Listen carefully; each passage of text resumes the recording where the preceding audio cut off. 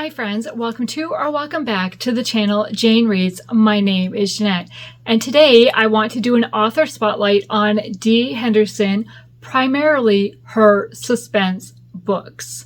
So Dee Henderson has written suspense, contemporary romance, and some nonfiction. I have not read any of her nonfiction, but I have read all her fiction works.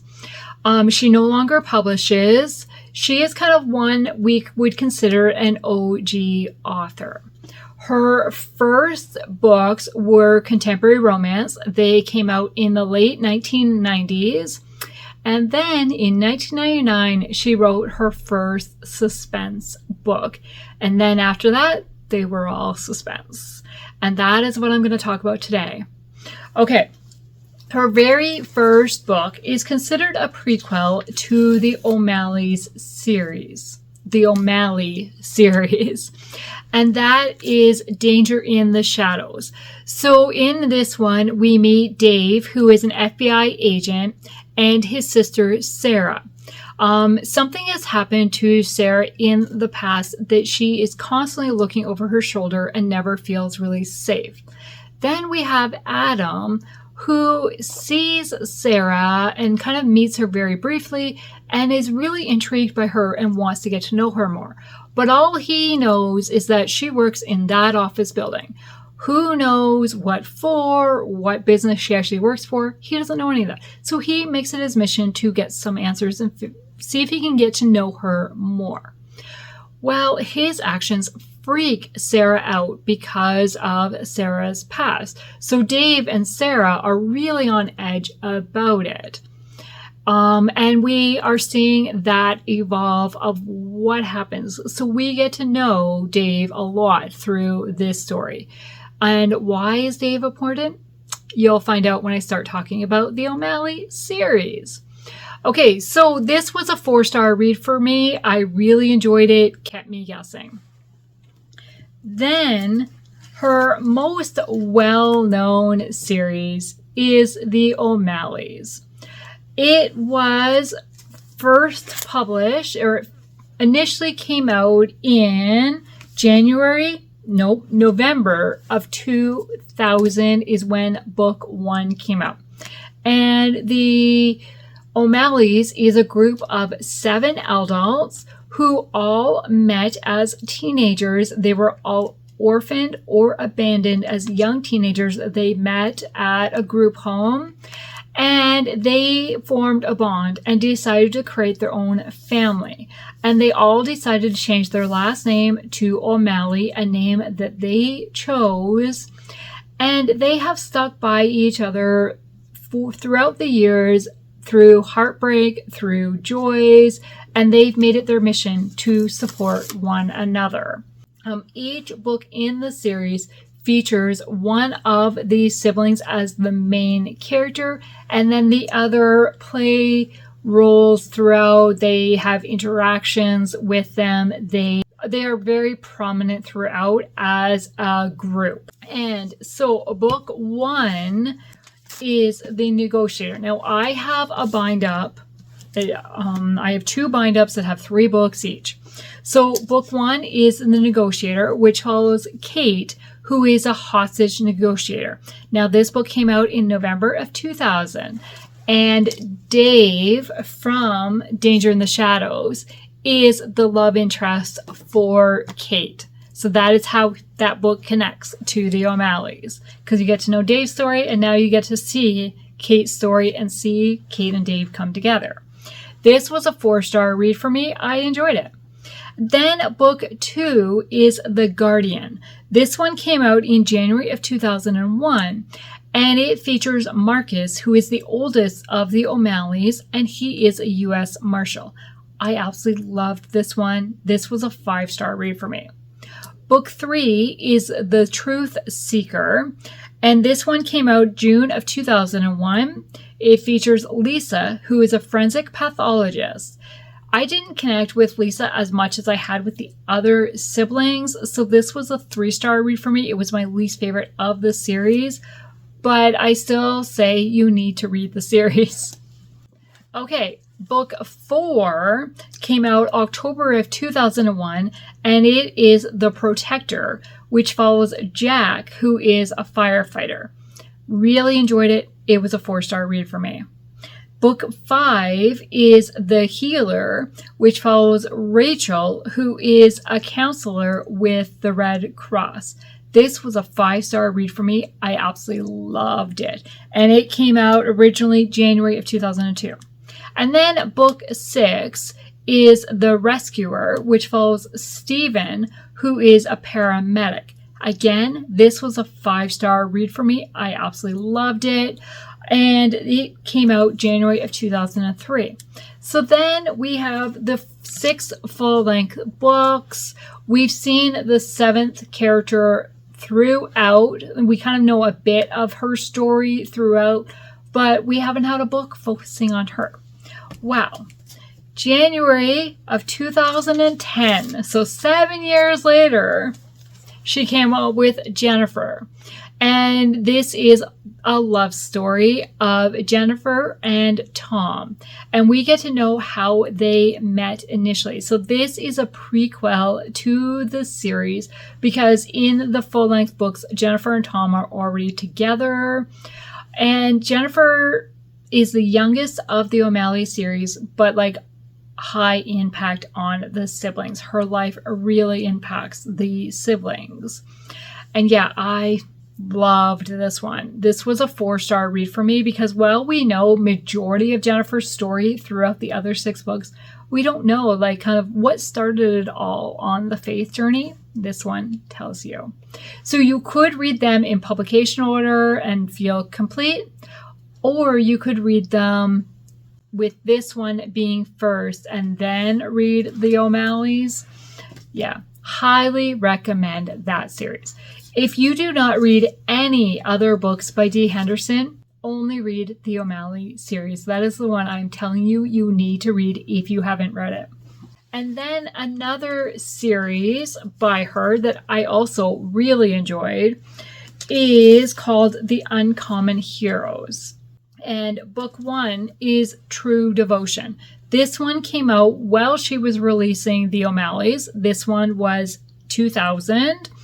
And I gave it 5 stars. I absolutely loved it. Now, this series focuses on military heroes. So we have the Navy SEALs in this one. We've got Joe, who is a Navy SEAL, and Kelly, who lost her husband in something, I can't remember, a work-related thing, and he was a Navy SEAL, and her husband and Joe were best friends in the SEALs. And this book opens with a scene, like a drowning scene. It was like, what is going to happen? What? Like, yeah, I was so hooked to this story, and I loved the characters. This was a 5-star read for me. Then the next book in that series is called True Valor. This one follows Grace, who is a Navy pilot, and Bruce, who is an Air Force para-rescuer. With dangerous jobs away from home, they write love letters to one another. When Grace is shot down behind enemy lines, Bruce makes it his mission to get her out. I loved the love letters in this one. Just reading the letters, watching the relationship grow through that. That was my favorite part of the story. I struggled with the setting of the story. They are overseas. I think it's Turkey, Syria. As I said, they're behind enemy lines. So I struggled with a little bit of that. I also struggled with the way characters were referenced because sometimes they were referenced by their first name, sometimes by their last name, sometimes by the nickname that they've been given through friends, coworkers, things like that. And so like the same character could be referenced by people in 3 different ways. So trying to keep track of who was who and those names together, I struggled with. This was a 3-star read for me. I just didn't connect with it as much as I had with book 1 of the series. Then book 3 came out in 2002, and it is called True Honor. And in this one, we are following Darcy and Sam. And this one takes place around September 11th attacks. And Darcy and Sam have both been assigned to different task force to kind of track down terrorists or people who might have known about these attacks, and also trying to capture the terrorists. Yes, it deals with a very sensitive, heavy topic, but it is dealt with very well without being too descriptive. And they're like trying to stop people that were responsible for this. Another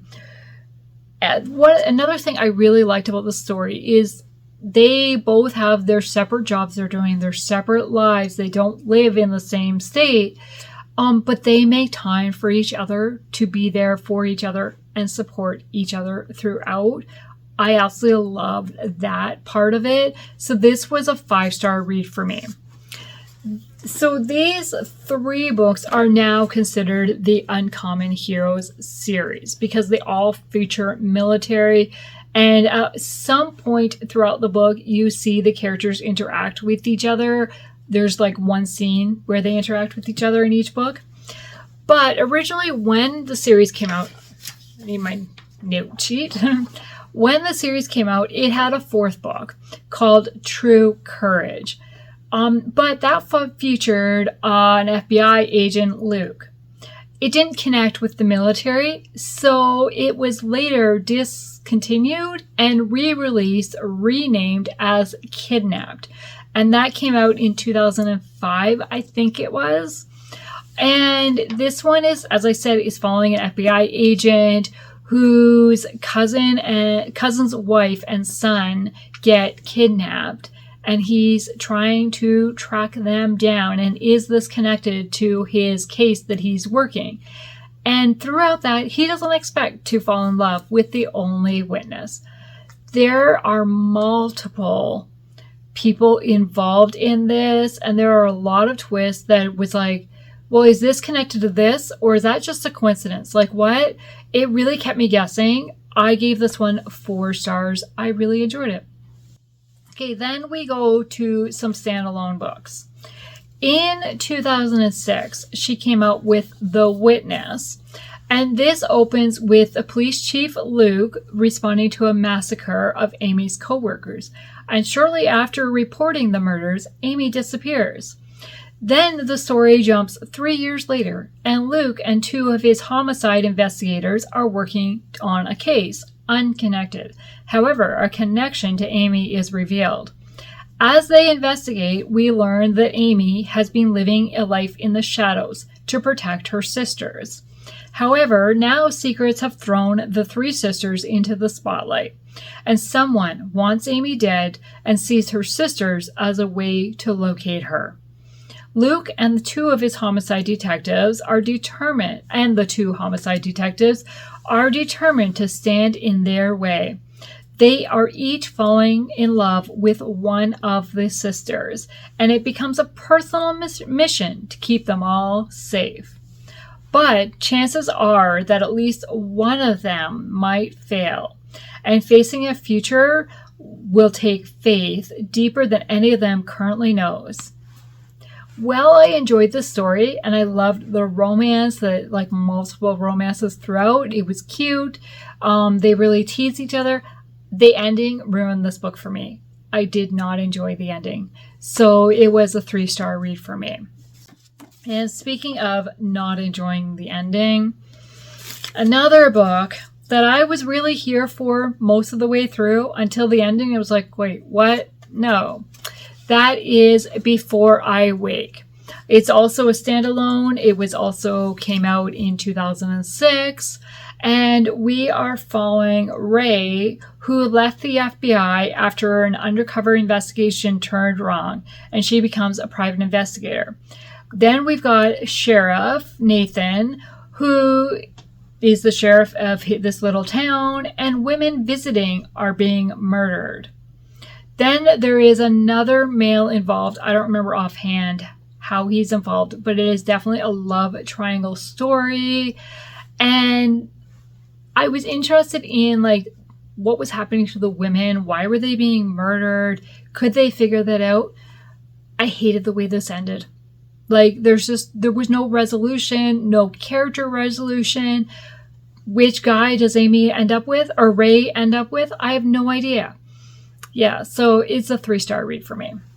Okay, then 6 years later till her next book came out, and that was Full Disclosure. This came out in 2012, and I rated it 4 stars when I initially read it, but upon reading my review back, I'm like, why did I give this 4 stars? Why didn't I give this 3 stars? Like, I felt like I was a little harsh in the review, and then I gave it 3 or 4 stars. Really? So, it just felt like Paul, who is an FBI agent, gave up a lot for Anne, who is a Midwest homicide investigator, so a cop, but a higher up cop. It just felt like he gave up a lot for her, and she didn't really give up anything for him. Then the other part of the story is Anne in her spare time, which I don't know when she has spare time between her various jobs and roles she does, but Anne is also a writer. And in this book, she is the writer of the O'Malley series. And she has written those books based on friends. So, like, the O'Malleys are real in her world and stuff. And it really felt like a PR release for Dee Henderson's previous works. And so I'm like, So I said I gave it 4 stars, but I think really it would be a 3-star. Then her next book came out in October of 2013, and that is Unspoken. I absolutely loved Bryce in this book. This was a 4-star read for me. So we have Charlotte, who is at the center of the most famous kidnapping in Chicago history. The FBI and local cops found her 2 abductors, killed them, and rescued her. But it took 4 long years. The fact that she was found just 3 miles from her home, had been there the entire time, haunts them. She's since changed her identity, found a profession she loves, and rebuilt her life.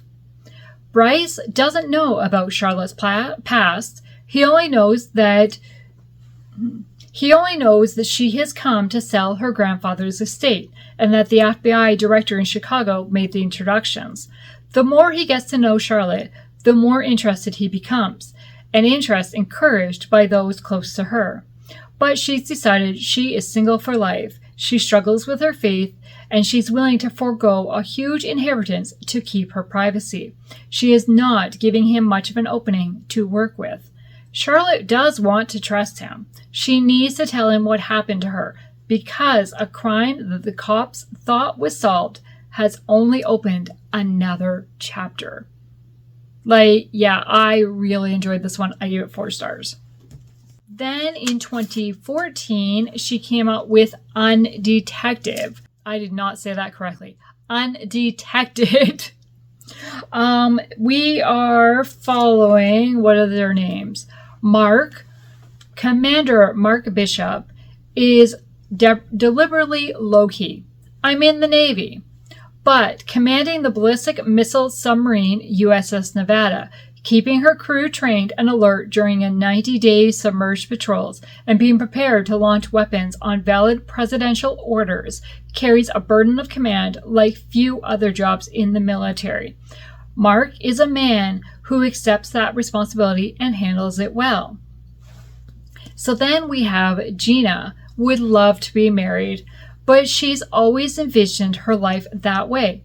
A breakup she didn't see coming, though, has her focusing all her attention on what she does best, ocean science research. She's on the cusp of a major breakthrough, and she needs Mark's perspective and help. Because what she told the Navy she's figured out is only the beginning. If she's right, submarine warfare is about to enter a new and dangerous chapter. Why did I not read that correctly? I don't know. Okay, so this one, I wasn't a fan of. There was just way too much tech speak in this one with the sonar stuff, the sub stuff. Like I felt like I had to reread paragraphs multiple times to understand what was being said. It was just above my head. If you're a scientist or into like submarine stuff, maybe you'll really enjoy it, but it was not for me. This was a 3-star. Nope, this was a 2-star read for me. There was just not enough suspense and action to keep me involved. However, the next book I really enjoyed. So it's been a very up and down journey. In April 2015, Taken came out, and this one is an investigator who knows tragic loss firsthand, and his new client missing far too long. Abducted at the age of 16 and coerced into assisting the Jacobi crime family, Shannon has finally found a way out. She desperately wants to resume some semblance of a normal life, but she also knows she has unfinished business to attend to. She might have enough evidence to put her captors behind bars for a very long time. When Shannon contacts private investigator Matthew, a former cop, to help her navigate her re-entry into society, he quickly discovers that gaining her freedom doesn't mean her troubles are over. If the Jacobi family learns that she is still alive, they'll stop at nothing to silence her. If justice is to be done, and if Shannon's life is ever to get on track again, Matthew will need to uncover exactly what happened to her, even if it means stirring up a hornet's nest of secrets. So Shannon was missing for 11 years. 11 years. What happened during that time, and how did she escape? I was invested in this one. I loved the characters. I loved the way in interaction. Yeah, this is a 4-star read for me. Okay, then she decided to go with another series. And in May of 2016, book 1 of the Evie Blackwell series called Traces of Guilt came out. And, Evie Blackwell Cold Case is the actual name of the series. She's turning up the heat on Karen County's cold cases. So this one, I have mixed thoughts about. I really enjoyed it. I gave it 4 stars. The cases were heartbreaking and made me very emotional while I was reading it. But I also didn't want to put the book down because I wanted answers. The characters were favorites. I was here for them. And I couldn't wait to read the next book because I really liked Evie and wanted to know what was going to happen. So this was a 4-star read for me. And then the next book came out a year later, May of 2017, called Threads of Suspicion. I was disappointed. And I was disappointed for a couple reasons. I had such mixed feelings about this because the book moved slowly and it was bogged down with lots of detail and theories about events. But I also liked the characters. So I didn't want to deal with all the detail and all the theories that they had about what might be happening. But I just wanted to spend time with the characters. However, the ending was frustrating because there was no justice served. It just felt unfinished. And we also have no answers to Evie. Like there's no happily ever after. It felt like there should be a 3rd book in this series and it just never came out. So yeah, it was a 3-star read for me. Then her last 2 works were novellas. Novellas in novella collections. So the first one is called Missing, and this was in the Sins of the Past collection. And it follows a Wyoming sheriff who is called to Chicago when his elderly mother goes missing. He's paired with a savvy Chicago cop. The two realize her disappearance is no accident, and a race against the clock begins. I was very quickly invested in what happened to John's mother. I enjoyed how Sharon respected his training and his ability to separate his emotions in the moment to allow him to work with her while she was leading the search. I did get frustrated with the mother near the end, but I understand her actions as things began to wrap up. But it was a 3-star read for me. But again, it's a novella. Novellas aren't my favorite to begin with. I just always want more. So take that as it may be. Then her other novella came out in 2018 as part of the Cost of Betrayal series or collection. This one was called Betrayed. And it says, after serving 6 years of a 20-year sentence for a murder she did not commit, Janelle is finally freed. But the truth is still waiting to be discovered, and a murderer is still at large. Janelle needs to be somewhere safe with someone she can trust. She may not survive another act of treachery. So this one features Anne and Paul from the book Full Disclosure. Here it is from this book. So it was nice to reconnect with some characters. They obviously are not Janelle, who's the main character of it. However, the ending, again, left me frustrated. There was no closure for the cold case. There's no answers of who the real killer was. Like, maybe we're just supposed to imagine it, a plan, like, make the ending we want to happen. But I don't like that. I want it all wrapped up in a nice little bow. So, yeah. So her books have been hit or miss for me. Her older books, like the first few books, are definitely my favorites. But there have been some throughout. I'm dropping books. So the 3 standalone ones, this one's not really a standalone, but I'm considering it, is Traces of Guilt in the Evie Blackwell Cold Case series. It is book 1 of the series. Really enjoyed it. Taken, Shannon's missing for 11 years. Really enjoyed it. Highly recommend. And then we have Unspoken, where Charlotte was missing for 4 years. She really likes kidnapping type stories, I'm realizing. So yeah, so those are the ones I would recommend reading in addition to the O'Malley series. Have you ever read Dee Henderson? And do you have a favorite book from her? I would love to chat in the comments below.